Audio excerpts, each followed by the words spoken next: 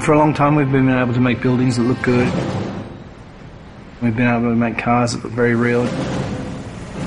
The level of realism goes up and up and up. With previous kind of technologies that you'd use, like facial motion capture, we didn't really ever feel that we could pull that off. You could never really tell whether someone was lying or not. With this technology, what you see is what you get. I'm always happy to help the LAPD.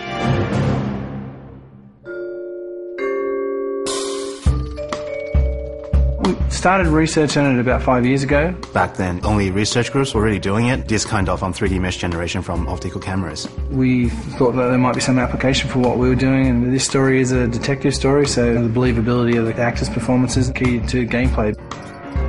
That's one of the key strengths of our system. We can actually see all the subtle features that animation traditional ones just can't do. Cole Phelps, traffic. What have we got? It's really acting a scene in two parts. The motion capture and then the motion scanning. The motion capture captures all the body movements and where people look, so it gives you all of the eye lines. Regulator valve.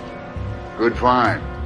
Then we move over to this studio where an actor would typically go into makeup in the morning and then they'd have their hair done in a 1940s hairstyle. Then they'd come into a room and sit in a seat behind me, and what the rig does is capture a volume around them. You've got cameras not only around, but also looking upward and downward as well. So any kind of movement is going to cut out some of the information. And they deliver their lines, and as they talk, they get processed and turned into 3D. And action. So the guys' names that I've been seeing doing the repairs on the heaters, they're fully licensed and accredited. We go from 2D videos to 3D meshes. I think you're lying, Rasic. I think some of your men aren't fully licensed. To compressed versions for the game. I think some of your men aren't fully licensed. You're desperate to cover your sales. The level of detail is just so high that they're just like a real person in life. You're gonna lose your wife and probably end up in the big house. I hope she was worth it. Being in the depth analysis room is a process that most people have never experienced. It's such a new technology. It's a constant close-up is what it is, but it's a close-up from 360 degrees. There's something pretty special about knowing that you will be recreated but in another type of form. I saw myself today. Blow it off, Cole. These artsy-fartsy types always get a little flighty. It's me.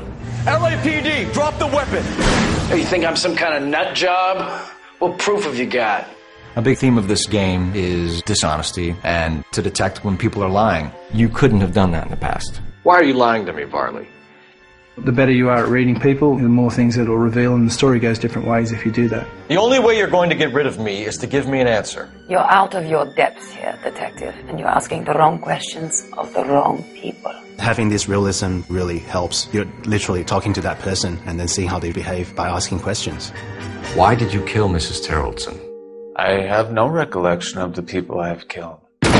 So what if I took a look around that car? You can't be accusing me of nothing. You've got the wrong guy.